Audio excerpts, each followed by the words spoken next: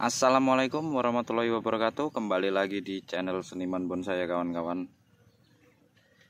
Di video ini saya akan melakukan proses tahapan lanjutan untuk beringin kimeng gabungan. Nah, di depan kita ini sudah ada bahannya. Ini yang di video lalu lingkar diameternya itu sekitar 115 kurang lebihnya. Mungkin sekarang sudah lebih ya, mungkin ini setelah kita nolkan di waktu itu cabang-cabangnya sudah mulai bermunculan tunas-tunas baru, cabang-cabang baru, dan ini akan saya reposisikan untuk seperti pemahatan di bagian batang-batang yang masih berongga, kurang rapat, dan sembari untuk penyusunan bakal cabang yang akan kita gunakan. Dulu digabung dengan batang-batang yang ukuran sejempol tangan paling kecil dan ukuran paling besarnya sekitar sejempol kaki. Kita gabungkan kurang lebih dulu sekitar berapa batang ya, kurang lebihnya hampir 50-an batang lah untuk bahan di depan kita ini. Pohon ini memang konsepnya ukuran masuk ke XL big size ya, dan tidak terlalu saya buat tinggi. Saya konsepkan untuk nanti sampai matang kurang lebih ukurannya itu sampai tok mahkota kurang lebih sekitar di bawah 1 meter, 90 sampai 95 kurang lebih untuk bagian kematangannya nantinya. Makanya tidak terlalu saya buat tinggi untuk konsepnya, pembuatannya. Oke, langsung kita lakukan untuk pemahatan di bagian batang-batang yang kurang rapat ataupun masih berongga ya kawan-kawan. Gunanya itu kan untuk mempercepat penempelan antara batang-batang satu dengan batang lainnya agar lebih cepat rapat. Oke, kita lanjutkan ya.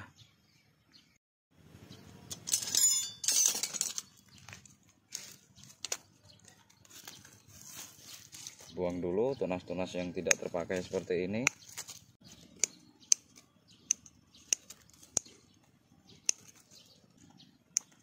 Dulunya ini sudah pernah dipahat juga ya kawan-kawan, cuman kan tidak saya review cara pemahatannya, videonya segala macamnya nggak saya buat, dan akhirnya sekarang mulai saya buat agar mungkin nantinya kawan-kawan juga bisa tahu cara pemahatannya sembari merapikan bekas luka-luka potongan seperti ini. Nah, ini bisa kita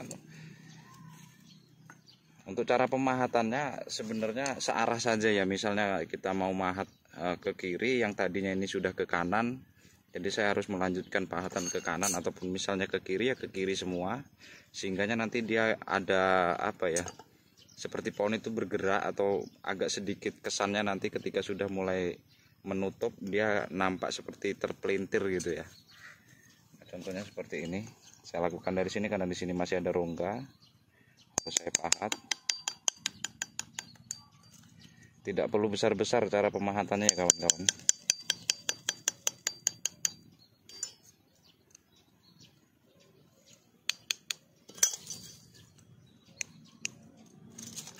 Nah, di sini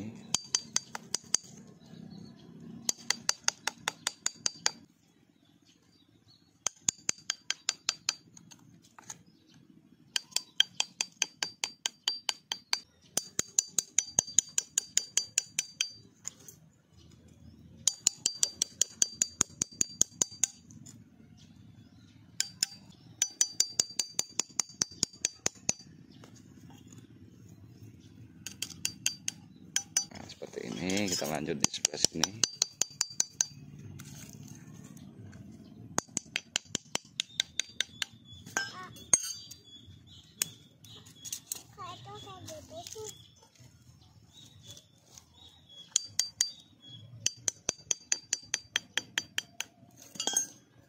Kelebihan dari cara dipahat-pahat seperti ini sebenarnya untuk mencari karakter tua juga ya kawan-kawan, agar lebih pohon itu terlihat lebih cepat, karakternya lebih cepat, seperti nampak sudah tua.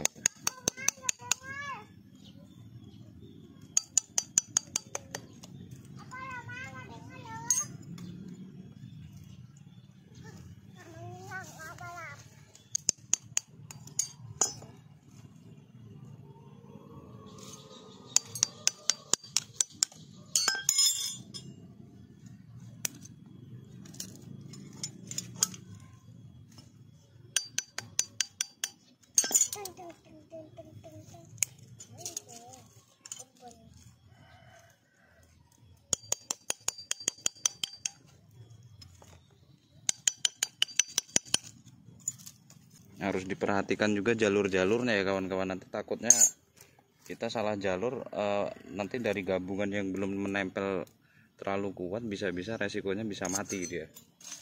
Makanya sambil diperhatikan, misalnya sambil merapikan akar juga.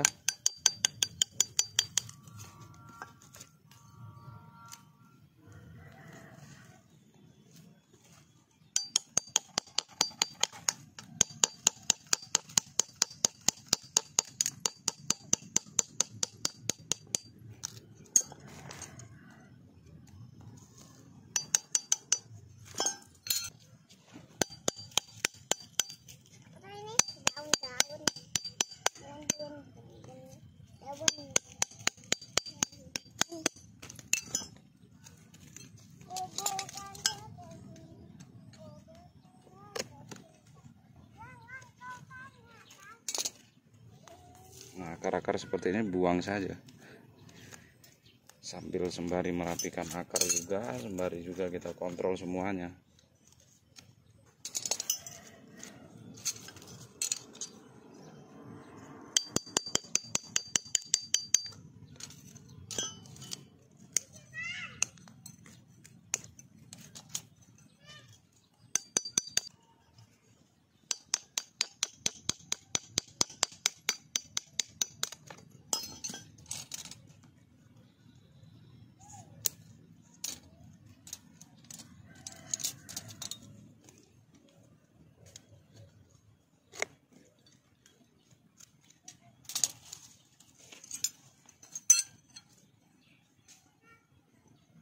Nah, ini nanti kan membengkak, yang sini membengkak, yang sini membengkak, sini membengkak seperti ini contohnya, atau seperti inilah enaknya kita lihat. Kambium baru atau bekas luka ini mulai menutup seperti ini. Nah, nanti itu yang terjadi pembengkakan sehingganya nanti bisa menempel di bagian cabang-cabang yang lainnya untuk lebih mempercepat penempelan.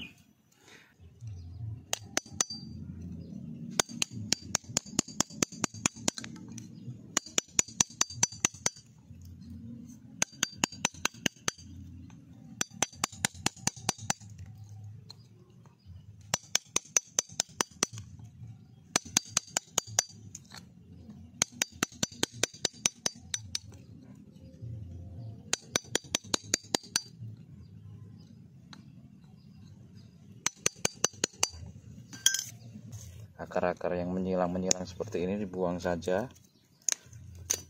Oke, ini sementara setelah kita lakukan pemahatan ya kawan-kawan. Nah, yang bagian cabang yang itu kemungkinan akan saya potong karena kemarin itu kan hanya sebagai cadangan. Ternyata sudah ada ini, batang ini sudah dapat penggantinya, dan titik tumbuhnya bisa untuk digunakan untuk bagian cabang di bagian sedikit ke depan, tapi arahnya lebih ke bagian sebelah kanan. Dan untuk cabang-cabang yang baru yang sebelah kanan itu akan saya gabungkan menjadi satu untuk menjadi cabang kedua, karena cabang pertamanya ada di sebelah kiri ya. Oke, kita gabung seperti ini saja. Kita gabungkan.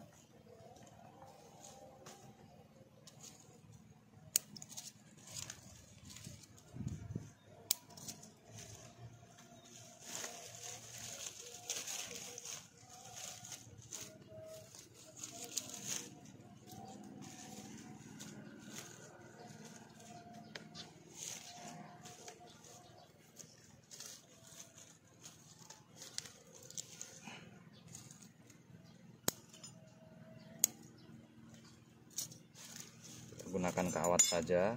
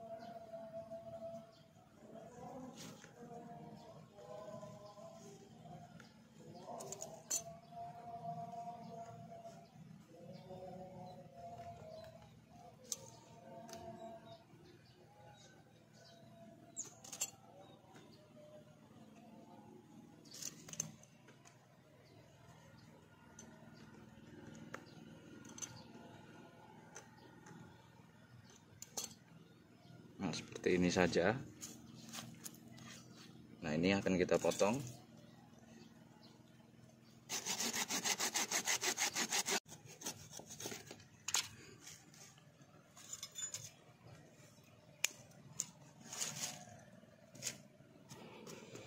Nanti akan kita pahat seperti ini biar lebih balance lah, ngepennya lebih enak.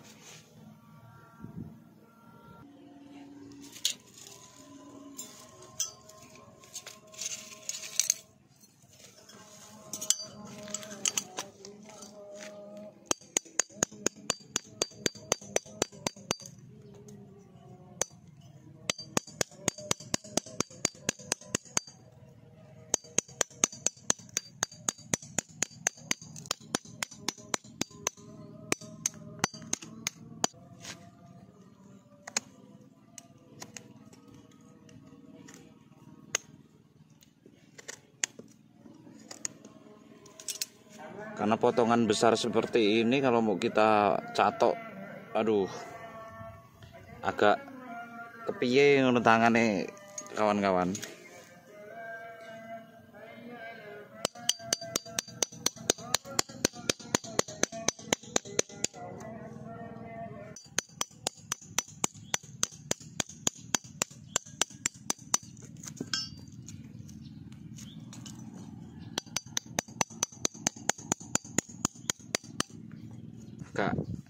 Agak lempoh juga kawan-kawan mahat ini. Biasanya nggak sekeras ini, mungkin karena besar, terus agak tua juga udah ini pohon ini, jadi agak keras kayunya.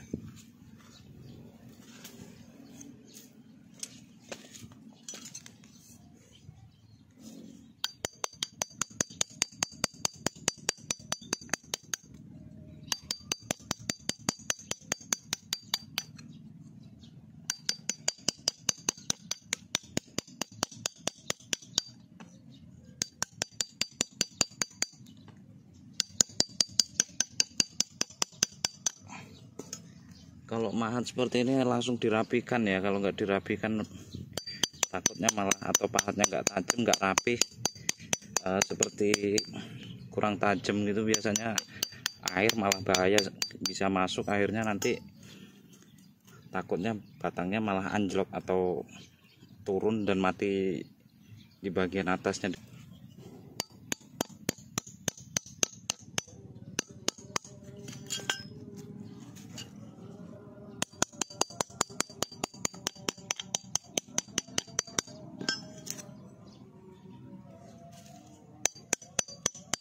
Pokoknya mahatnya searah saja ya kawan-kawan. Ini setelah kita potong tadi, kita kurangi, nanti sembari juga pasti diproses lanjut lagi. Karena jujur ya kawan-kawan, namanya kita membuat gabungan seperti ini, jujur saya sedikit kesulitan juga ya. Dalam arti kan perkembangan pohon itu kan semakin hari semakin bertambah, entah berapa persen, entah berapa mili pengembangan dari batang-batangnya itu kan pasti gerak alurnya batang ataupun dulu cabang masih ukuran kecil, cabang ini terlihat udah pas, ketikanya semakin membesar cabang itu akan sedikit ada perubahan lah pastinya. Yang tadinya udah balance, ketika kita ground ulang seperti ini, sembari perkembangannya pohon, cabang-cabang itu berubah. Nah, itu pun sebenarnya menjadi tolak ukur juga, karena itu mungkin proses dari sebuah karya bonsai itu yang bikin mungkin bisa dikatakan mahal ataupun harganya fantastik gitu kan. Hal-hal yang seperti itu ya, prosesnya tidak mudah, makan waktu yang lumayan cukup panjang. Prosesnya nggak cuman sekali pemotongan, nggak cuman sekali pengawatan dan seterusnya, sehingganya ada harga yang harus dibayar di situ. Jadi memang benar tidak ada patokan harga, cuman proses itulah. Mungkin harga itu bagi si pembuat juga ataupun bagi si senimannya juga hanya bonus sebenarnya, cuman maharnya mungkin di situ. Tapi benar ya kawan-kawan, misalnya kita dapat bahan juga kecil ataupun besar, sekiranya sudah balance, ya alangkah baiknya langsung dijadikan di situ ukuran segitu saja lah. Kalau di ground ulang seperti ini kita dapat bahan misalnya seukuran selengan tangan, tapi cabangnya udah pas misalnya, terus kita ground lagi, alangkah sayangnya pasti dia perkembangannya waktu akan sedikit berubah. Untuk ukuran dan tata ruangnya pasti akan berubah dia. Pohon kimang ini kan termasuk dibilang cepat, dibilang lambat ya untuk jenis Ficus, jenis beringin kimeng ini. Akan cepat juga untuk sistem penggabungan batang-batangnya, itu pun jika kondisinya subur dan mau digimanain, mau dipahat seperti ini. Kalau kondisinya subur ya insya Allah aman-aman saja, nggak ada masalah. Cuman kalau dia pas terkena penyakit ataupun terkena cabu, itu sedikit agak lumayan sulit lah untuk membasmi hama-hamanya itu. Makanya ketika kita ngeground kimeng, beringin kimeng, alangkah baiknya insektisida itu dilakukan sebulan 3-4 kali bila perlu. Seminggu sekali bila perlu kita insek itu sebenarnya. Karena kalau benar dia nggak bisa untuk hanya satu merek saja. Misalnya kita insektisida hanya menggunakan satu merek, di bulan ini kita menggunakan Kurakron full, nanti di bulan kedepannya kita masih pakai itu, biasanya kebal hama itu kawan-kawan. Kebal itu dalam arti tidak mempan lagi nanti untuk berikutnya. Waktu berikutnya kita melakukan insektisida, hama itu tidak akan mempan biasanya. Makanya alangkah baiknya ada 3 atau 2 jenis lah untuk digunakan insektisida itu. Misalnya di bulan pertama atau 2 minggu, misalnya sebulan itu kita melakukan 2 kali lah misalnya kan. Untuk jangka waktu 1 bulan 2 kali insektisida. Yang pertama kita pakai Kurakron misalnya, nah nanti yang keduanya kita pakai Pastak, Regen ataupun Marsal atau yang lain-lainnya lah untuk jenis insektisida yang lainnya. Nah itu terus dioplos seperti itu, sehingga nanti hama itu tidak kebal itu tadi. Ketika kita hanya menggunakan satu merek, biasanya misalnya sebulan full kita pakai satu merek saja atau seterusnya, kayaknya kurang efektif ya, kurang kebal dia. Makanya kadang ada kawan-kawan yang lain, udah saya semprot pakai ini tetap aja balik, udah saya pakai ini tetap aja balik, tetap aja nggak sembuh. Nah itu biasanya seperti itu. Tapi kalau kita rubah polanya, awal penyemprotan nggak mempan nggak apa-apa, habis itu selanjutnya kita pakai yang ini, nanti berulang lagi dengan beda merek, 2 merek ataupun 3 merek nggak masalah, insya Allah pasti berubah dia. Itu sih tipsnya kalau untuk jenis kimeng, ipri, preh, amplas, itu biasanya saya melakukannya seperti itu.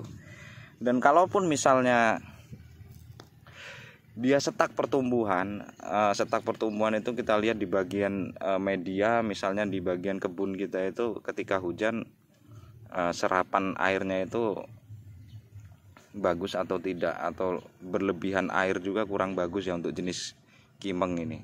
Justru akan pucat daunnya, tidak mengkilat ataupun tidak subur biasanya itu. Makanya di setiap digaleng atau diberi aliran lah untuk di bagian media pinggir-pinggirnya itu, sehingganya ketika turun hujan air itu langsung tuntas, tidak ada untuk penyimpanan airnya itu nggak terlalu banyak, sehingganya akar juga relatif cepat berkembang. Oke, kita lanjut lagi. Ini cabang-cabang yang ini akan saya tempelkan sebagian untuk untuk lanjutan cabang di bagian atas mendekati mahkota itu. Untuk as mahkotanya akan saya tempelkan paling hanya menggunakan paku lah, nggak terlalu banyak juga karena saya ngelihat nggak ada mata tunas di bagian bawah itu, jadi harus saya tempel ini. Bagian sini akan saya tempel di bagian situ, dan nanti mana yang kurang lagi akan saya potong lagi ataupun saya tambah lagi cabangnya sembari berjalannya waktu. Ya intinya kita program seperti ini nggak bisa hanya 1 step, 2 step, 3 step, 4 step, nggak jadi jaminan. Ada istilahnya program main sampai 5 step itu pasti jadi, belum tentu juga ya kawan-kawan, karena media, iklim, insek, obat-obatan, vitamin segala macamnya itu udah beda. itu nggak bisa jadi patokan berapa stepnya. Yang jelas itulah bonsai nggak ada habisnya prosesnya sampai kapanpun. Oke ya, saya lanjutkan dulu. Nah, ini akan saya tempelkan di sini ya kawan-kawan. Saya buat untuk lubangnya dulu agar dia bisa pas di sini.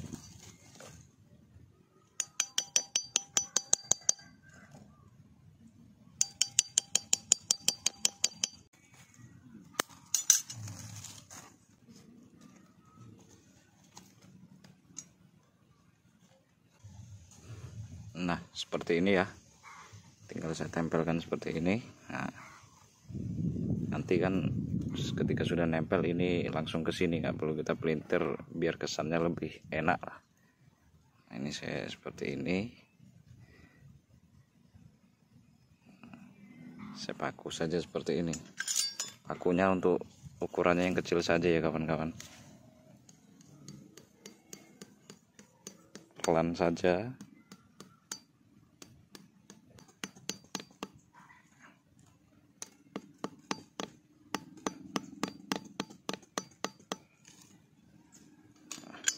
Tidak usah ditempelkan terlalu dalam, biarkan saja seperti ini dulu. Yang penting dia tidak lepas, tidak ke depan. Ini akan saya lakukan pembuangan untuk cabang yang sini karena sepertinya tidak terpakai, menutupi jalur.